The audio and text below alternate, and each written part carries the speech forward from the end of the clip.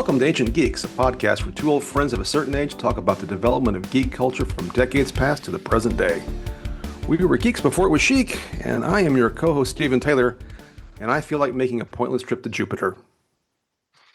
And I'm your co-host Tom Grant, and I feel like taking a spacewalk over Io.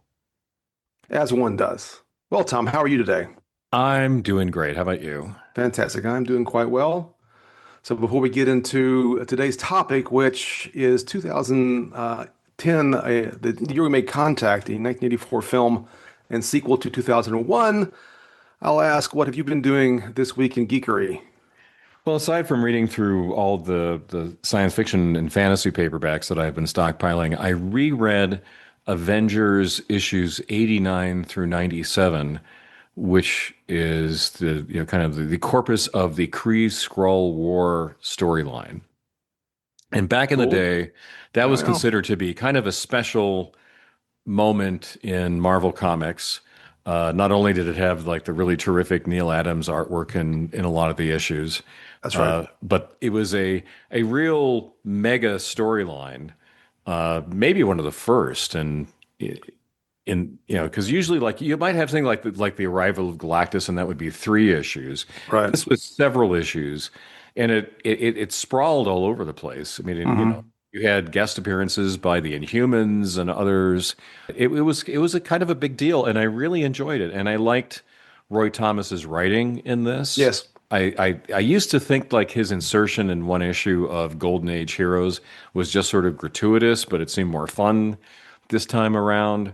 I really enjoyed the reread of that.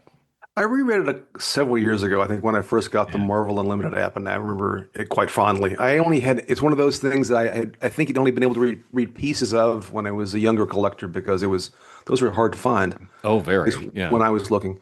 Yeah. I mean, I've continued my Matt Fraction Iron Man run, which it's been entertaining enough to keep my attention. Some other miscellaneous reading I've returned to after spending the bulk of my time reading Harlan Ellison stories. So, but nothing too exciting to report. Yeah. And I also, too, what stood out for me this time around was I certainly kind of a feeling like the world is against the downtrodden, was a very much a motif of the X-Men. From the very beginning, the mutants were, a stand-in for minority groups and other disadvantaged groups.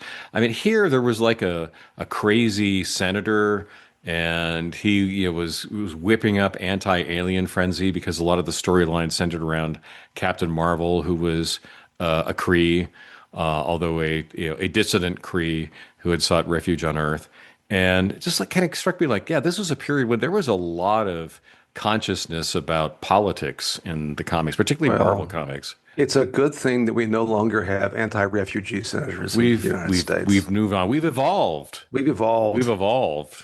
There's a theme. Oh, yeah. So, moving on, if you could pick a soundtrack for this episode, what would your musical choice be? I picked The Muppets. We're doing a sequel. Excellent. I picked On the Road Again by Willie Nelson. Oh, there we go. Because On the Road to Jupiter again. It's a travelogue movie in some ways. So 2010, the year we made contact, 1984. When did you first encounter this movie, Tom? I saw it in the theater when it premiered. I did as well. Yes. And how did you feel about it when you saw it? So, I mean, I remember being entertained by it. I remember it's funny rewatching because I don't think I've rewatched it since '84. There were certain scenes that I remembered very distinctly, most specifically the beginning scene with the radio telescope. It's a very large array. Yeah. And I had read the book. Did you read the book? No, I had not read the book. Okay, interesting. Have you ever read the book? I have never read the book. I haven't read any of the other books too. Okay.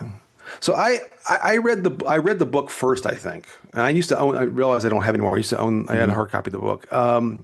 I will say this, and we'll come back to it later. And I'd forgotten elements of the book. I read a synopsis last night in preparation for this discussion. And actually, I realized the book has a much more interesting set of plot points taking place. The whole Cold War thing, I don't even know what's in there.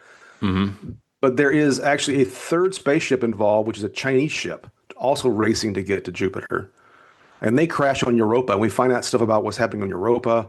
There's a whole lot, actually much richer story in that regard that I'd forgotten. That kind of gets, I think, drained of some of the more interesting plot points in the movie. Anyway, so I've never read, and you already answered my question, which is that I was going to ask.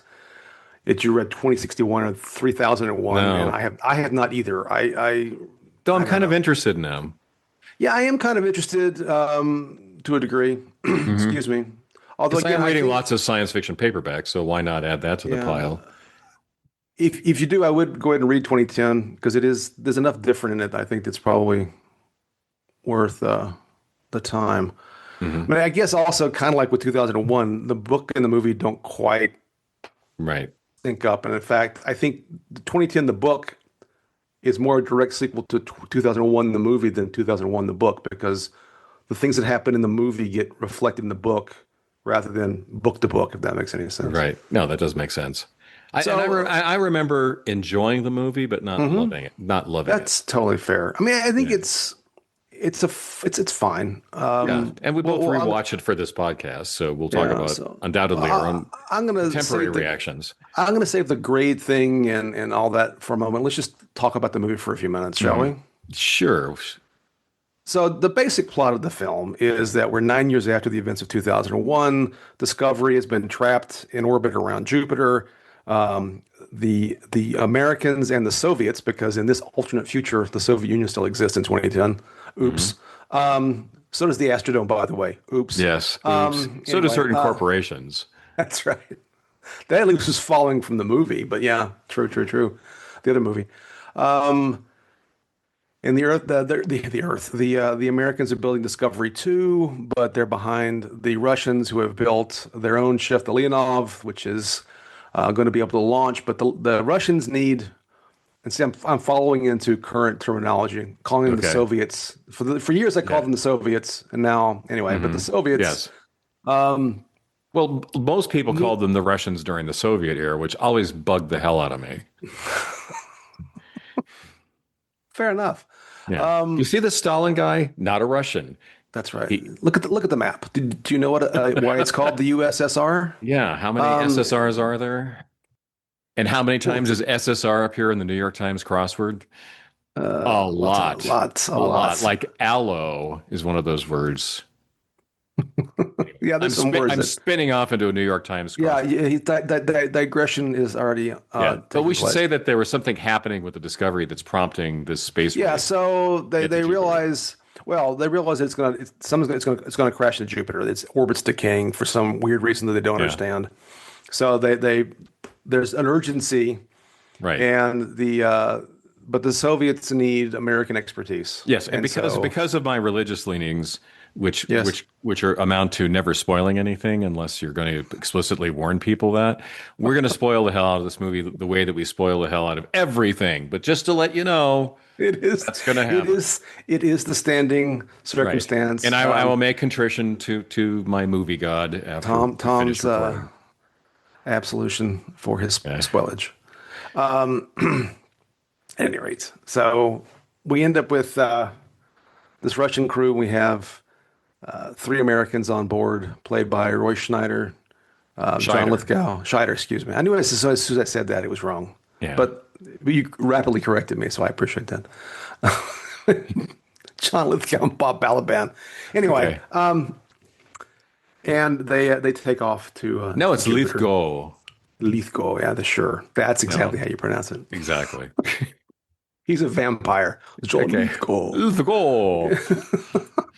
And we should say these are actors who were significant at the time that this movie was made. Yeah. I mean, these are not necessarily names that have the same ring to them as they did then, but Roy Scheider, was in lots of, big 1970s movies.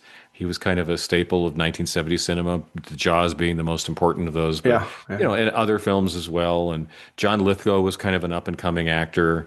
He was in The World According to Garp. I think is where probably people first noticed him. And Bob Balaban played a weirdo of some sort in a whole lot of movies from this period. Yes, he did. Yes, he did. In this case, playing a character who should be Indian, according to the book. Oh yeah, yeah, and it is a little jarring when you hear his name repeatedly. You're like, Yes, wait, yes, yes. yeah, But yeah, but he's a computer scientist, so you can definitely trust his judgment. of course. And I will throw in, so we're talking about cast, which is Helen Mirren plays the lead, the Soviet commander. And Yeah, it was in her first American movie, according to your notes. Is that correct? yeah, yeah. The first time that she was in an American movie, and also she had a Russian father, which no doubt contributed to her ability to do a convincing Russian accent. According to some things I read, she probably overplayed the accent a bit, Hmm. but it worked. I thought watching it. Yeah, I agree. No, Yeah, and probably and of it's that and it's of Helen Mirren. I will watch her in practically anything. So well, and from the in terms of the current era, right? Of those top four people, Lithgow and Marin are still quite active right, these yeah, days. Where yeah. Scheider died in 2008, I Yeah, and believe. Balaban still appears in things. I don't know if he's still He around, but does. he does occasionally appear in something. Like he Uh, appeared like at least one Wes Anderson movie, if I remember correctly. that sounds correct. Oh, he's in two episodes of Severance. I didn't know that. So that's some. He is still active. Okay. I always, sadly, I think the first time I really encountered Bob Balaban was when he played the Warren Littlefield like character on Seinfeld when he was ran Oh yeah. NBC. Uh-huh. Anyway, so I mean, it's I think it's a good cast. That much is certain. Yes. Well, And including the Russians. The Russians yes, in the cast are really good, and I think two or three of them were in Moscow on the Hudson, which is a Robin Williams movie from the '80s. That yes, I think a lot of people were endeared to it because it was this very friendly portrayal of Russians, and you hmm had actors who were appealing. The guy who plays Max in this movie, Max, yes, Elia Baskin, is a fun guy. yes. He always, yeah. Yeah. That's I feel like he's been in a bunch of films of that era, but I did not look Yes. up his IMDb page. Yes. Anyway, they get. And we have to mention the uncredited Oh, voice that's right. acting of Candice Bergen in this That's movie, right. She who does was a does a computer voice in she's this. Sal 9000 Yeah. at the beginning. And I went back and I rewatched that scene. I was like, yeah, that's Candice Bergen for sure. Not that I doubted it, but I just like, No, she. I why didn't forget. I hear that in my I head read. before? Oh, because it's that whole sing-songy computer voice that they use in this universe that I think Yeah. distracts. Mhm. Yeah, she was credited under a pseudonym, and it was something kind of crazy like Nerd's Girl or something like that. But I forget what it Yeah. was. I'd have to look it up. Um, It was some joke about her husband. I forgot what it was. yeah, there Yeah. was some thing, but anyway, they all pack off to the moon pretty quickly, and the moon to Jupiter pretty quickly, and Mhm. I don't necessarily need to go scene by scene. The bottom line is they travel to Jupiter. Mhm. They're able to get control of Discovery. They reactivate Hal. Um, then there's a backstory in this movie about a Cold War conflict between the Soviets and the Americans over Honduras for Mhm. some reason. And there's a blockade, and this leads to actual active shooting, and the Americans sink a Soviet ship, Right. this leads to the two crews having to separate into Soviet and American territory, the two respective spaceships, and they're waiting Which for their go ahead. last 5 minutes, Yeah, in the movie. yeah. Mhm.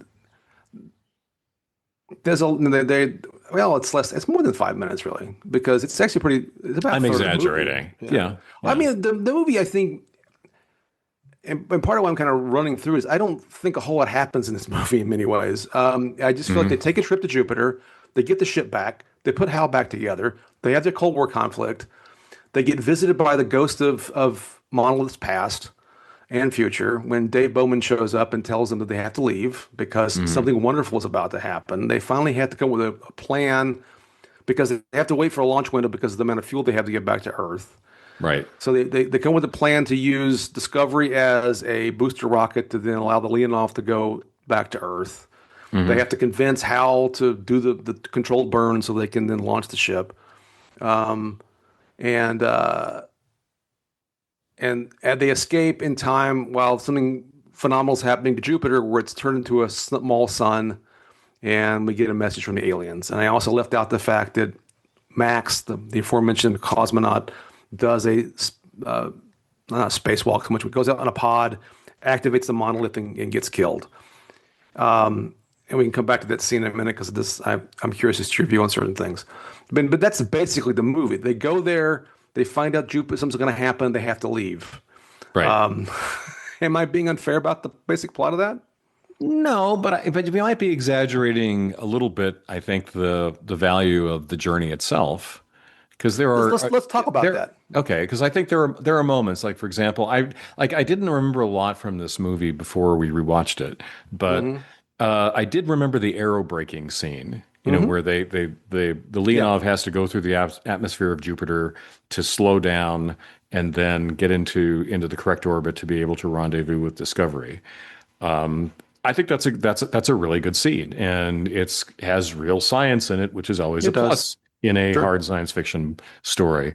I thought the spacewalk to the Discovery the first time with John Lithgow was an interesting scene. I mean, enjoyed that. So I think there was a lot to it that was enjoyable as it was happening. But you're right; it's not like a dozen plot points going on at once. It's not Avengers: Infinity War. That's certainly true. No, So, I mean, partially I'm just trying to avoid belaboring too much of a plot synopsis, and then we can talk about specifics. But I'll go ahead and I'll go here, and maybe this is a basis for talking. Okay. And then I did think we can't just talk about go some there. specific things. Well, I mean, go for it, dude. I found the movie fine. I think there's good performances. You're right. There's some good science fiction sequences, both in terms of effects and in terms of sort of the science. But like some of my gripes with the first movie, the whole behavior of the humans seemed ultimately pointless to the outcome of the film. Do you think they had to go to Jupiter for this to happen? Because I don't think they did. They had to go to Jupiter to witness it happening. Yeah. To make sense of what would have happened, because, you know, again, we're spoiling the hell out of everything. Basically, the aliens, whom we still never see, but are they're doing more in this movie than they did in 2001. Their direct interventions are happening around Jupiter, and if we had not had the mission to Jupiter, we would have not seen, you know, the whole opening up in Jupiter, it being, you know, converted as part of a process of converting it into a second star in our solar system. We wouldn't have probably had any inkling about, you know, the fact that there was life on Europa, that the monolith aliens were creating, you know, or spurring on, if it had already been there, kind of nurturing them the way that they nurtured humanity. So I think it's still necessary. It just would have been like, oh, all of a sudden there's a second star and Jupiter's gone. And there would have been a mission to go find out. Then there would have been a mission to go find out. But it would have been a lot less interesting. Right. As a story, I agree with you. In that sense, that's totally fair. And in some ways, it's more of a complete narrative, you know, here than maybe in the first movie that I complained about. It's become my lot in life to complain about movies, I guess. Welcome to the Ancient Geeks, the podcast where two old men yell at clouds. Yeah, sure. I'm struck by, and again, part of the reason I'm semi-interested in maybe reading the rest of the books to see if Clarke makes a case for the overall activities beyond just the obvious being that aliens are interfering with or fostering evolution. I think that, and that story, by the way, is deepened in the book, because there is, unlike in this movie, the book does tell us that there is intelligent life on Europa already. Yeah, that needs to evolve, kind of like what happened with the monkey people at the beginning of 2001. So you do see the pattern of this sort of almost divine intervention by these aliens. Did you mean Australopithecus africanus? Yeah, that's what I meant. Monkey people.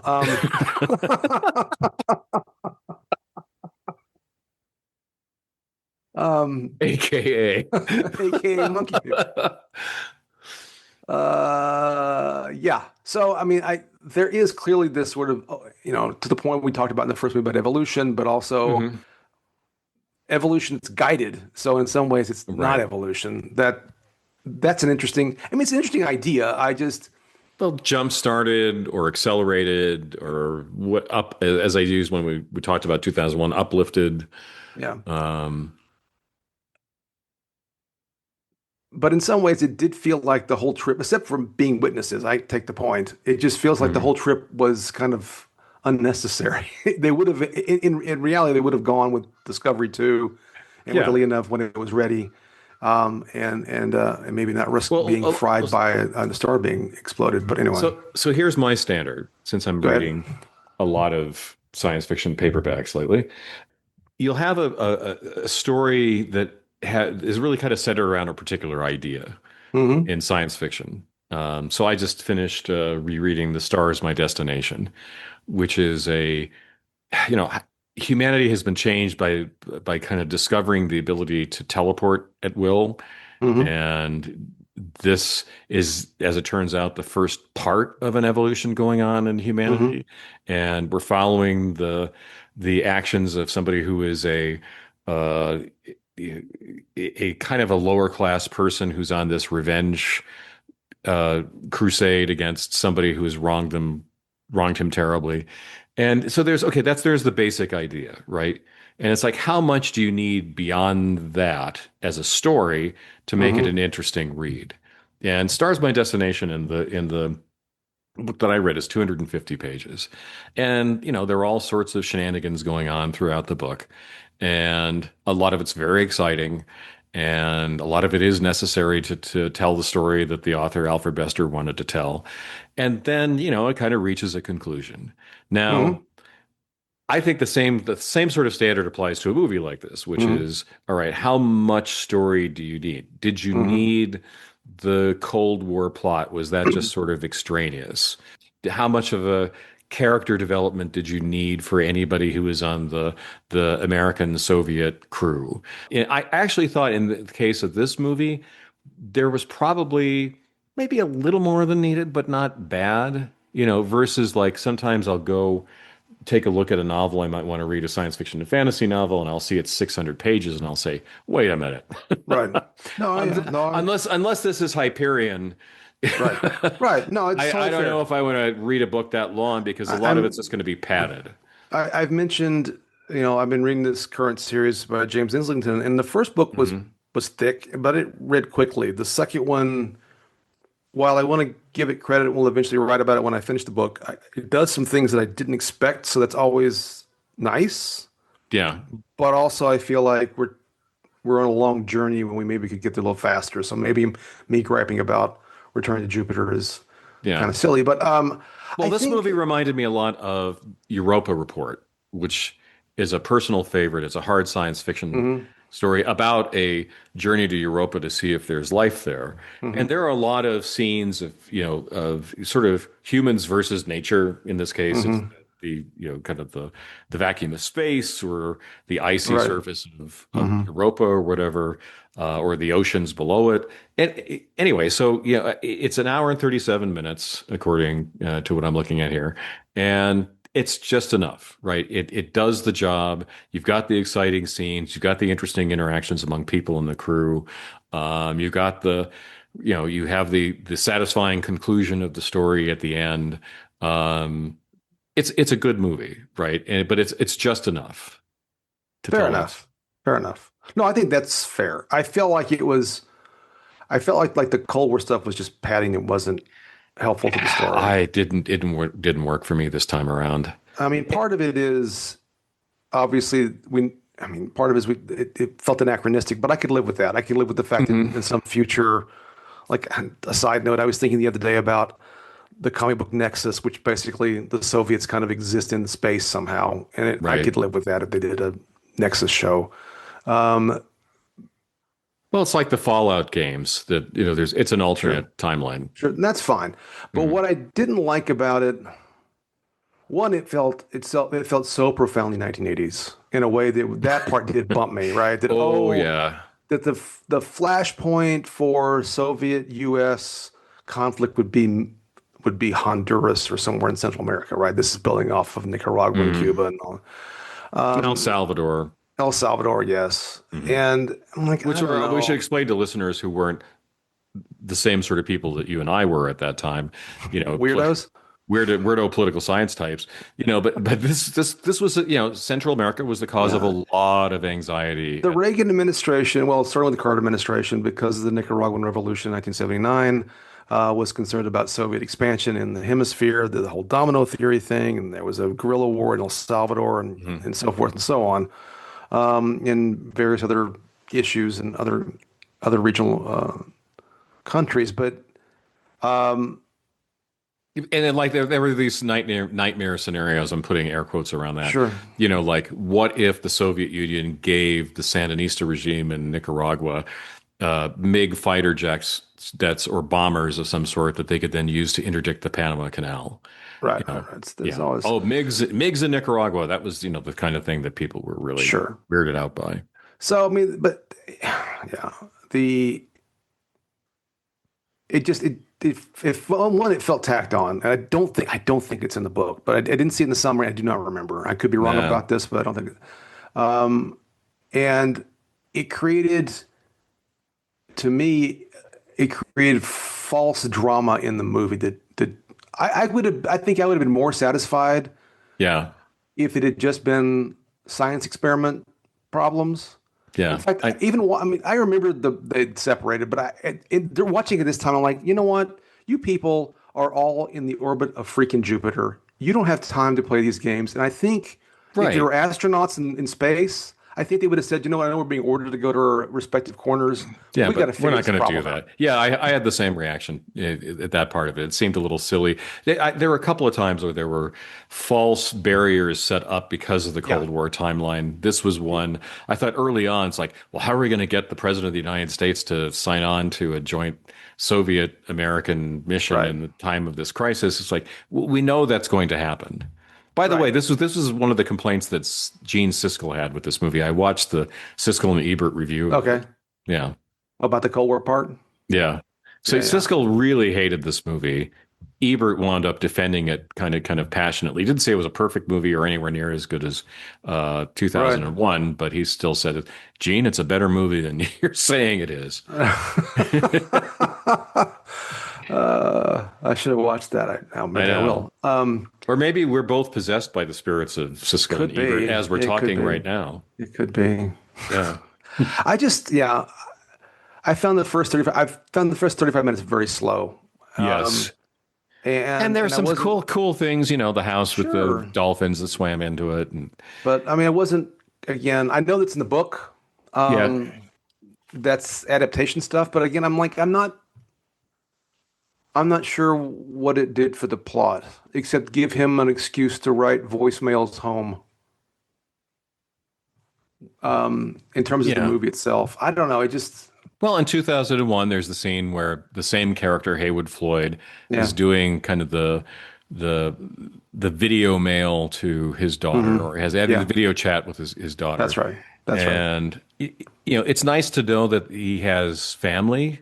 Yeah, It humanizes him a little bit. It's a little peek into the future of sure, technology that sure. the movie provided and so forth. But, how much time do you need to establish that Heywood Floyd has a family who's going to be worried about him going to Jupiter?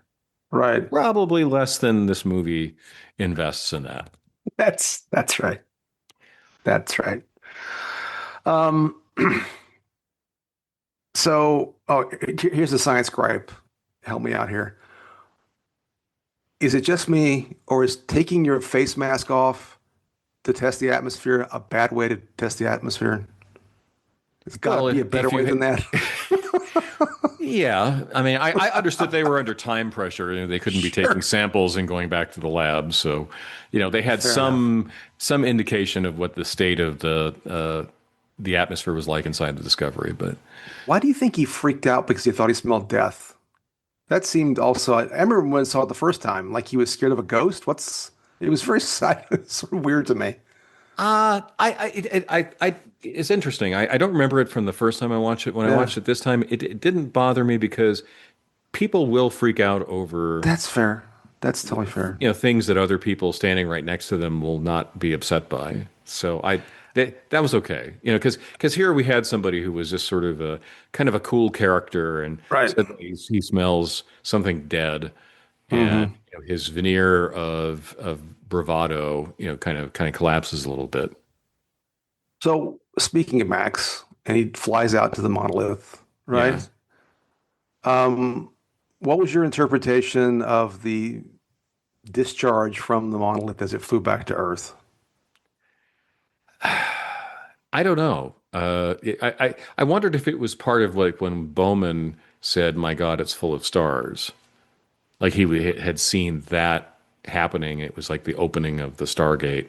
Well, I kind of Yeah. interpreted the opening. I think doesn't Bowman start to appear after that? I mean, is the implication that Yeah. Bowman escaped from the monolith at that point? But I don't know why I would don't it. remember the order. So we should say that the character at the end of 2001 Mhm.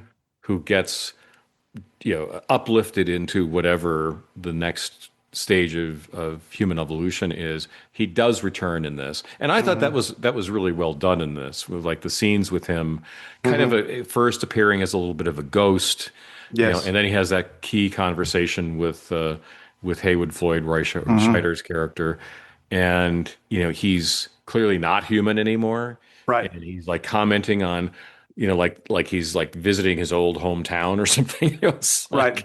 like, oh, Well, he this is talks to his odd. his Yeah, ex-wife or girlfriend through the TV. yeah, yeah. Then he brushes his Visits mom's his hair before she mother. died. Oh, by the Yeah. way, here's your trivia bit for this movie. Okay. The woman that plays Dave Bowman's dying mother Okay.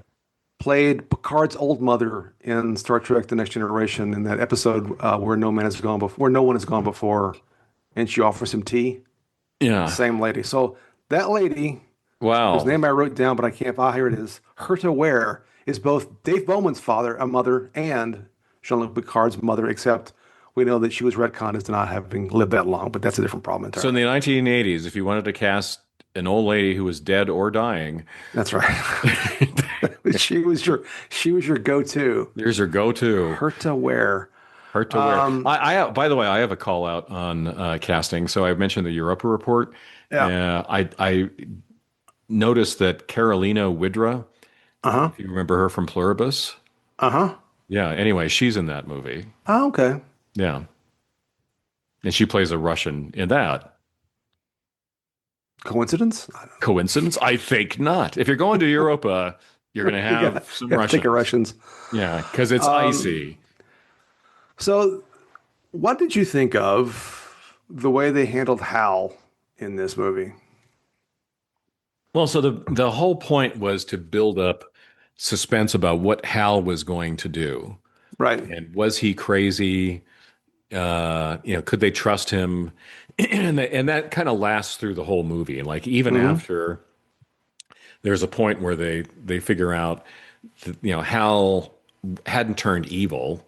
He There was a kind of an explanation of like he got conflicting instructions, and this was the only way that his hyper literal artificial intelligence could work out the contradiction.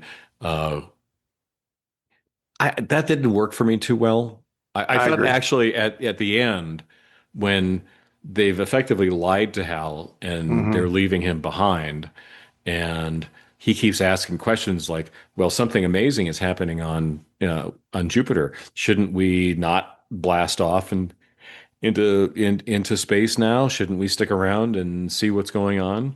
I thought that was much better than the No, previous parts with I Hal. agree with that. But we should also say with acting, Douglas Rain is great in this again. No, he is. I agree with Yeah, that. I do agree with that. as Hal. I thought that I was not entirely satisfied. I mean, at least it was an explanation Yeah, for why Hal behaved the way he did yeah, in the first movie. I'm not sure that I was totally satisfied that that's why he behaved the way that he did. right. But all right. And then, Well, it's 1984. right. Trying to kind of imagine what an artificial intelligence would really be like, and I can give them a bit That's of fair. slack for that. It's just that the Hal scenes uh, were not as great as I had hoped they would be. Yeah, I Uh, think that's part of. I mean, look. I said probably my favorite part of the first movie is the Hal yes, stuff. yes. Though Even though they, I was had questions about why he behaved the way he did, and I right. posited at the time alien interference, although there's Mhm. nothing textual that says that's the case. And this does provide a textual reason for why he would have malfunctioned, Right. and also sort of put some malfeasance on the American government and their sort of secrecy and all that business as to why the mission may have not been successful the first time. Right. But it seemed a little bit of a dodge. Though they did effectively imply that he was genuinely intelligent. Like in the first movie, the question gets raised, is Hal an Right, intelligent being or not? Was he, right, that's right. did he? And here, there's the scene at the end, where Bowman is Hmm. talking to Hal and he says, oh, well, I'm going to take you with me to Right, wherever, which right. implies that he is more than just a machine that spits back answers. Yeah, and that's dealt with in the book Mhm. and subsequent books apparently. So Yeah. I won't go since you don't like spoilers. I won't spoil that in case you want to read it. But Okay. Thank you. yeah, I don't want to violate your religion too terribly much. Um, but Well, then I won't brand you as a heretic. well, that's too bad. You wanted to be a happy heretic. Happy heretic. Um, I will say this. So there is the scene where Chandra is weeping because of Hal having to be left behind and trying Yeah. to deal with all of that. I think that I found the scene where Dave shuts Hal off in the first movie far more sad than that scene. Oh, yeah. Well, Yeah. yeah. Yeah. Even though this scene is supposed to make me sad. Daisy, Daisy. That's the one. Yes. Um, No, there's a lot of pathos in that. Although, why the hell did not Chandra leave the spaceship a little sooner?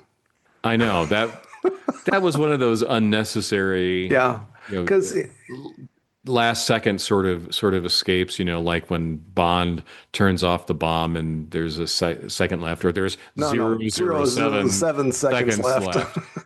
Usually it's just 1 second though. That's right. Really, again, come on. But I mean, in the movie, he's on Discovery, which is the booster rocket, which they're going to Mhm. have to then use and then discard, and he's in Discovery, talking to Hal and crying, and then makes the move to get to the Leonov, and quite frankly, I don't even know if he should have been able to sustain what happened to him. He's on this tether, and the rocket goes off, and he's being flung all over the place, but he finally gets Right. into the Leonov at the last second. I don't know. There were a couple Yeah, of those kinds of things that unnecessary. it would seem totally unnecessary and didn't make any sense. I also don't know that I believe the Leonov could have sustained the shock wave from Jupiter imploding and stayed on course. But that's what do I know about my physics? That just seemed like Well, what was the shockwave? yeah. I assumed Was it just gas being thrown off of those Jupiter? gravimetric. I don't watch too much Star Trek. Gravimetric pressures from Well, below, that Captain. so I that don't was know. that was a hard science moment that bothered me because Yeah. also I thought like, hey, they have this launch window, they have this very precise trajectory that they have to Yeah. take at the right velocity, Yeah. which is the whole point of tying the two ships together to reach that velocity, and now they're hit by the shock wave. That's what I mean. That's what I mean. Yeah, Whatever the exactly. shockwave was, No, and it I'm wasn't in clear utter what it agreement with was. you there. Yeah. It just seemed like if there was that, it was so because that was the whole plot point with Hal that they Yes. couldn't do the manual ignition because it had to be so precise of a burn that Mhm. anything off would have get them off trajectory, and then all of a sudden Right. they're able. Then they have the shockwave that creates all kinds of havoc, Right. and that doesn't affect their trajectory in any way. That doesn't seem likely, but well, that's just nitpicking, I guess. Yeah.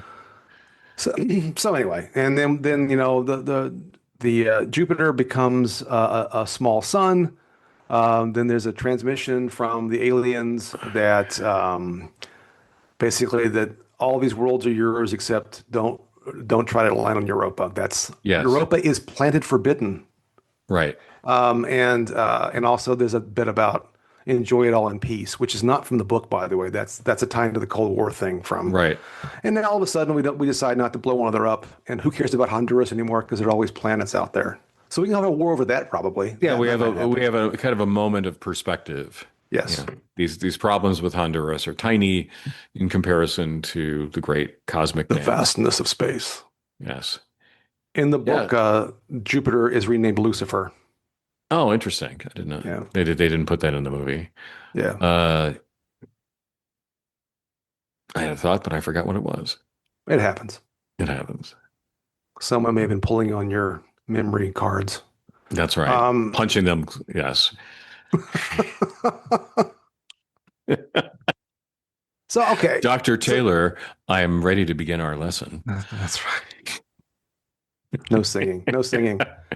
Um, what's the basic assessment of the movie? What grade would you give this movie? I would give this movie probably a B, Okay. maybe a B minus. I was going to go B minus. Yeah. I mean, it's good. It feels more like a science fiction novel in Mm-hmm. some ways than 2001 did. Mm-hmm. I think that's fair. And that's not to say that as a compliment, because as I just said earlier, there are times when I read science fiction novels when there are unnecessary scenes, characters that don't develop, but they don't need to, whatever, flaws in it. But this seemed. I'll get to my main point about this in a moment, but I'll just leave it at that. It's a B minus. It's a B minus. B minus. I works for me. I mean, it's a perfectly serviceable movie. It tells a complete story, although you kind of need to know stuff. I don't know how much you had to have seen the first movie to see this movie. What do you think? I probably you could get away with not seeing the original movie, but why would you? That's a different problem. Yeah. So it felt like I looked up the catalog of other movies by this director, Peter Hyams. Yes. Yeah. Who was very respectful to the original. Yes. And so he did Outland, which is a Sean Connery High Noon in Space. I think with Jupiter again. Here we go with Jupiter. A sort of film that was pretty good.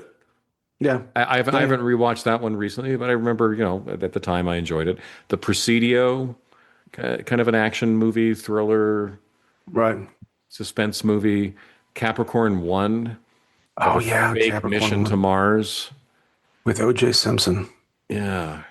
Wasn't it anyway, Time Cop Yeah. with Jean-Claude Van Damme and Ron Silver, and The Relic, a monster movie, which are all eminently watchable movies, but they don't rise to more than that. I think that's fair. Yeah. He's definitely not in the same. Well, I guess who is Kubrick? He wasn't Kubrick. How about that? Yeah. But I don't think he's Ridley Scott either, or even James Cameron. Just a No. different. Yeah. I I mean, mean, it's okay. I mean, these are all movies, as I said, that I wouldn't turn off if, I were sitting in an airplane and there was nothing else I wanted to watch. But, it's not great. And when I say that he's respectful, he he was in close contact with Arthur C. Clarke throughout the making of this movie. In fact, there is Right. a compilation of their messages to each other back and forth between, I guess was it London or where? Yes. I don't know where Hyams was at the time, but and Sri It was in the Lanka. UK. I don't remember was where in the exactly, UK. but it was in the UK. I do remember Anyway. reading that.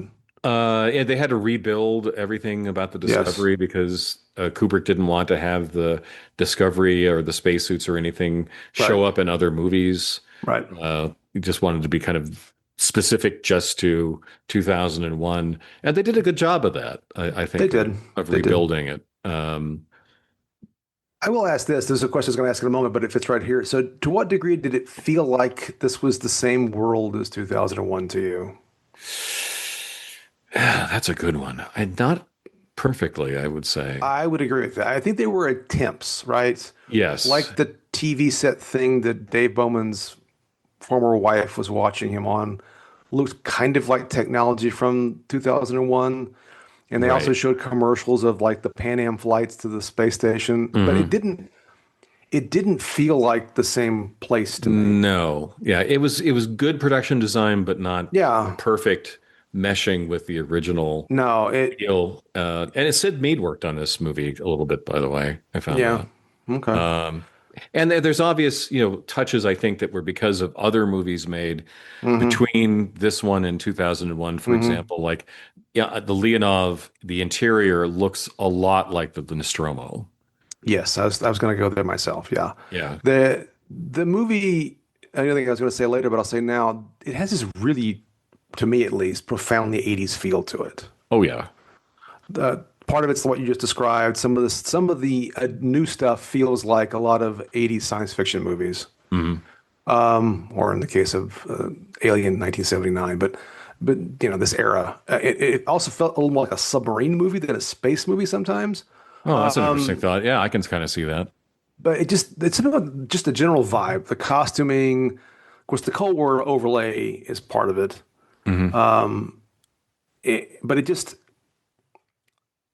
the styling of that, the way the characters looked, it just all felt kind of 80s.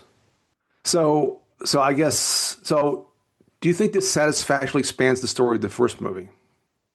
I don't think it answers any questions about the first movie. I think it's fair. I think it advances the plot, but Hmm. it's funny. I was looking at how other people reacted to this movie, and, on Reddit and other places, reviews on IMDb, and some people will say like it fills in the blanks. I don't think it does that really. No, I think I mean, again, to my point from our first discussion, I think that it does further the basic notion of the evolution slash aided evolution of humanity. Right, It suggests further that the aliens are in the business of interfering with. This is the anti-prime directive aliens, right? They're like really right. involved in trying to create certain outcomes. It makes them seem even more divine in a certain kind of way. Yes. And but it also does show, I guess this is to my annoyance in an abstract sense. I'm not really truly annoyed by it, but like I said in the first movie, I guess they could have communicated if they wanted to, and they didn't because they do in this movie.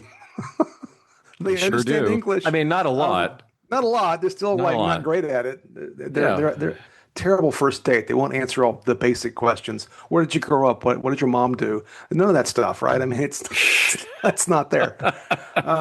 Oh, something else that bugged me about this movie. Okay. Uh, so they could make a point of saying that the dimensions of the monolith, whether it's the Yeah.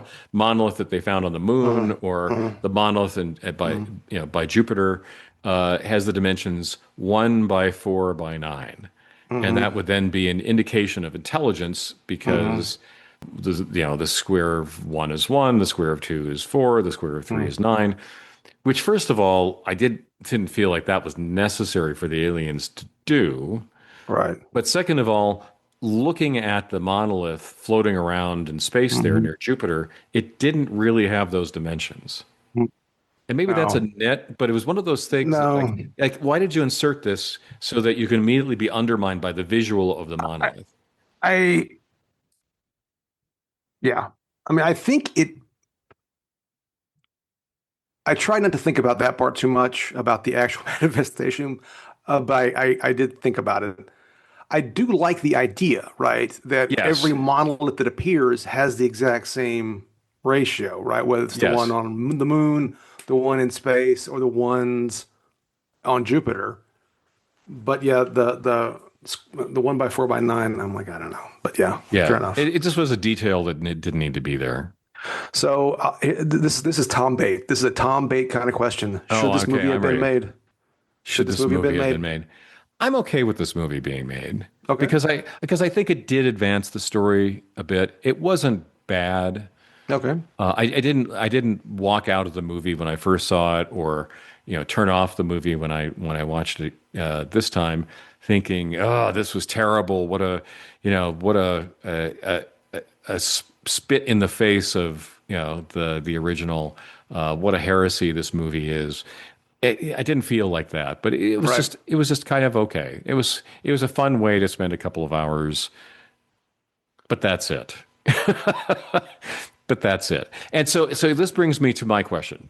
So Okay. I've got some Stephen bait. Oh dear. Go ahead. So 1984, the movie that Hmm. this year came out, was also the year that the following movies also Right. came out.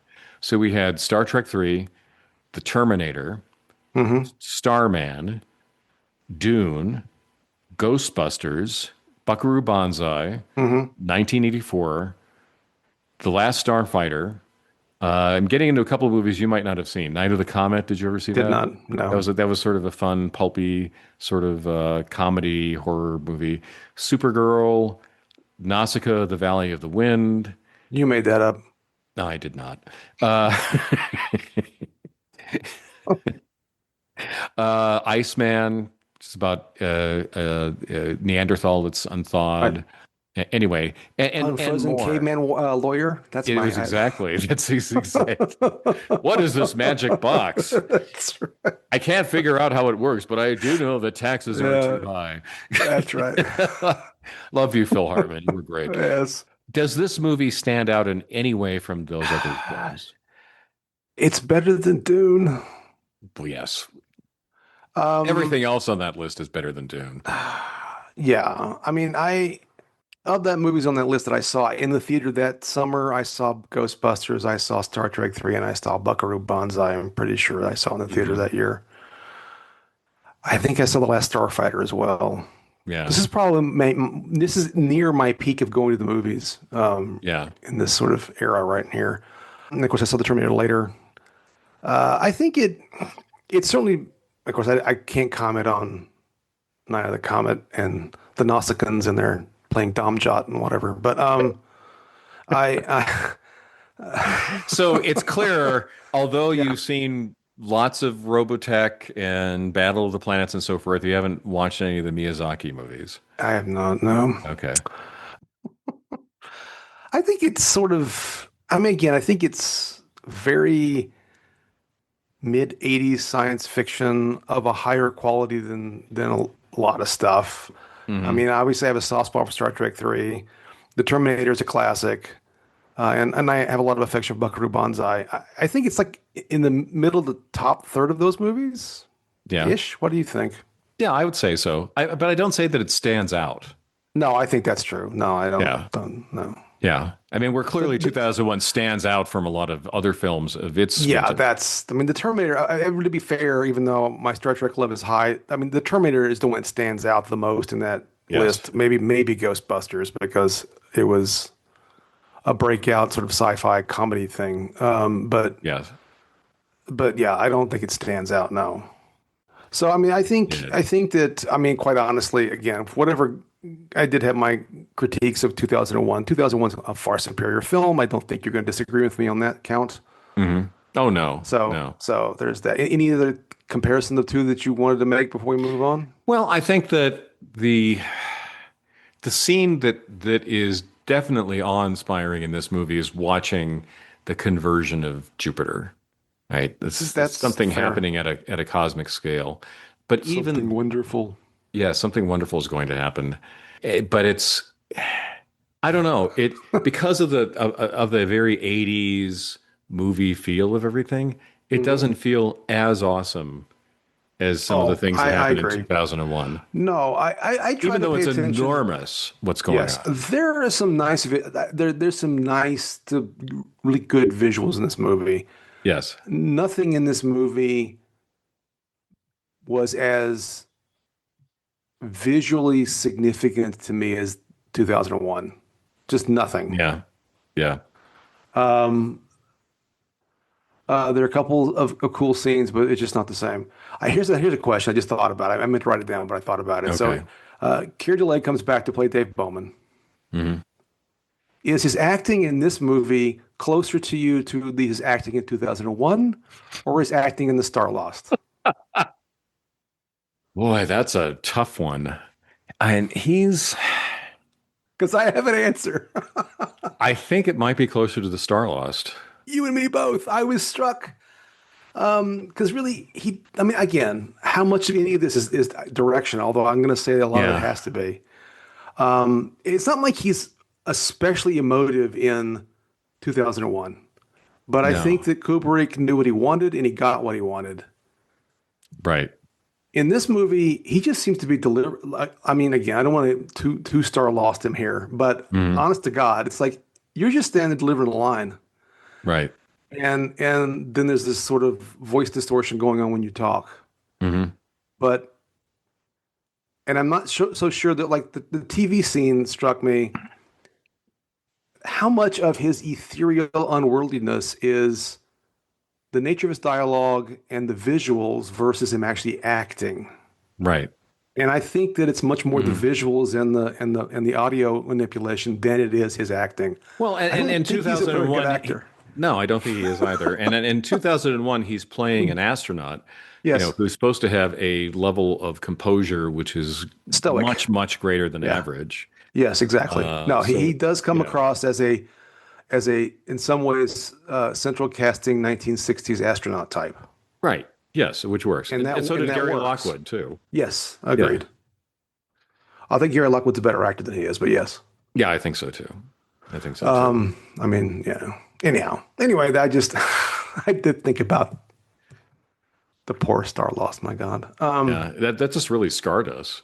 Having it's and we pretty. didn't even watch the whole series. Oh my goodness, that would be bad. Okay, So that's staring down like the abyss, yes, yes, it is. and contemplating what it would be like to tumble into it. Like, what if we watched all the Star Lost episodes? Back to back, No, back to back. no, it's sort of Lovecraftian. It gives me Yes, it shivers. is. All right, There- are we wrapping up now? I was going to say, was there anything else about the cast you wanted to mention? I think we may have covered Oh, all the cast. actually, I did have one more thought about the cast. I think John Lithgow was kind of wasted in this movie. Oh, I agree. That's also something very different in the book, which I'd forgotten about. Hmm. But it would also, I think they tried to make work by him befriending Max from the spacewalk. But in the Yeah. book, he and Max are both bisexual and have a romance on the way to Oh Jupiter. my goodness. It's a Wow. wholly different, yeah. Huh. So I spoil that, but yeah. I mean, actually, I thought I don't know that any of I don't know that the script allowed most of these actors to shine.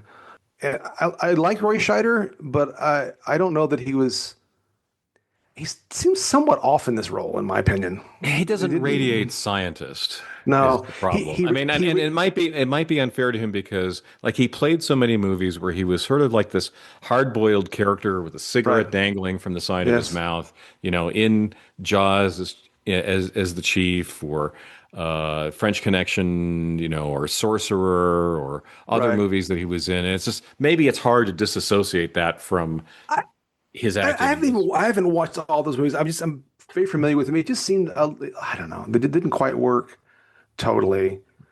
Also, this is a super nitpicky thing. He's so sunbaked that how did you maintain your tan even when you're in space? That's a good question. Well, they were in I mean, space for months. I don't know how long it it was takes. asleep, but I don't know. It was only Okay. just a month. He just looked like He was in someone a that hangs, tanning bed. That's he the hangs it on the obvious beach answer. and smokes a lot. That's what he looks like. That's what he looks like. But, we have to mention what did he play later in his career? The captain of the Sequest, Oh, that's true. a That's true. TV show I've never watched. I haven't either. I'd forgotten about that. Anyway. Yeah, that seemed like the sort of really subpar TV science fiction drama that I just didn't want to subject myself to. That's fair. I got nothing else on this, so Okay. let's talk merch for the moment. Did you have any merch? I did not, and I thought maybe there were Leonov models around at the time, but Maybe. I if I did, I didn't encounter them. Though it's worth mentioning, the Leonov really looks like the Babylon 5 Yes. It Earth looks like the warships. Earth, the later era Yeah, with the central section battleships. that's Yes, rotating that to rotates give for to give gravity. the artificial gravity. Yeah. No, it's a good looking ship in that Yeah. sense. I like that. I will say that reminds me, though, I thought that this is something that definitely they failed in this movie that they really succeeded in the first movie was showing anti-gravity. Yes. This movie does a half-assed job with anti-gravity at Oh, best. absolutely, absolutely. Or In zero fact, gravity, you should say. was zero, excuse me, zero Yeah. gravity. Exactly. Yeah, Leonov would be good. I can't remember if I said I'd take a Discovery model, so I might say that. I think I may have something about a Yeah. talking monolith, but I actually don't really particularly want anything from this movie, but if I were choosing, the ships always are a good choice. Yeah, I put down if I wanted something, maybe a Leonov model if it had the central Right, rotation. section rotating. But actually, I scratch that. I still would much rather have a Discovery model. It's a cool looking ship. Yeah. All right. Well, on that note, Yeah. we will conclude. Wait, actually, before we conclude, I'm sorry. the other option was one of those chunky pens. They do like chunky pens. They had very chunky pens in this movie. Well, and on that chunky note, we will Yes. conclude this week's episode of Ancient Geeks. We'll see you next week. All right. We'll see you next chunky week. Bye.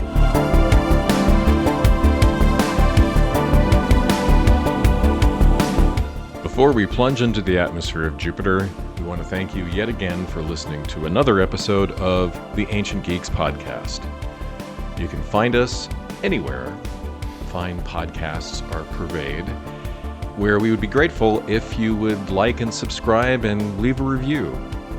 Or if you want to contact us directly, drop us a line at someancientgeeks@gmail.com.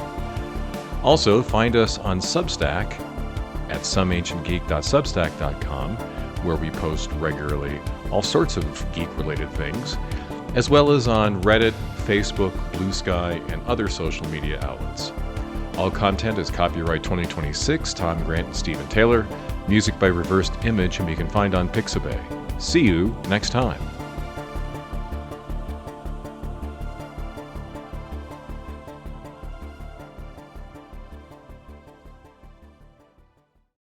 Has the mission been completed? You know that I have the greatest enthusiasm for it. The mission has been completed, and you have carried out your program very well. And now, Hal, if you will excuse us for a moment, we wish to have a private conversation. Certainly. What was that all about?